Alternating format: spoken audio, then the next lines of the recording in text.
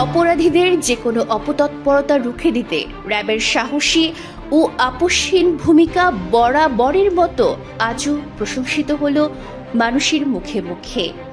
সম্প্রতি একটি চক্রের বিরুদ্ধে দীর্ঘদিন ধরে চালিয়ে আসা সমাজবিরোধী কর্মকাণ্ডের সুনির্দিষ্ট অভিযোগ পৌঁছায় র্যাব 11 এর সদর দপ্তরে।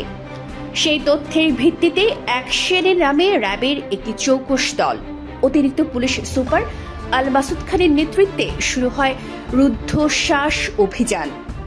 বিকেলে নারায়ণগঞ্জের আল্লামা ইকবাল রোড থেকে শুরু হয় তীব্র উত্তেজনাপূর্ণ এই অভিযান, শেষ হয় গলাচিপার রূপারবাড়ি এলাকায় গিয়ে। জানা গেছে, অভিযান শেষে র্যাবের জালে ধরা পড়ে 3 অপরাধী।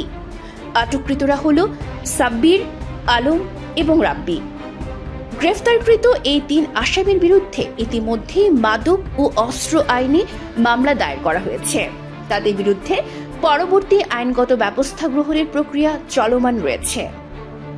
র্যাব জানায়, ধৃত ব্যক্তিরা ওই এলাকার চিহ্নিত মাদক বিক্রেতা। অভিযান স্থল থেকে উদ্ধার করা হয়েছে বেশ কিছু দেশীয় অস্ত্র।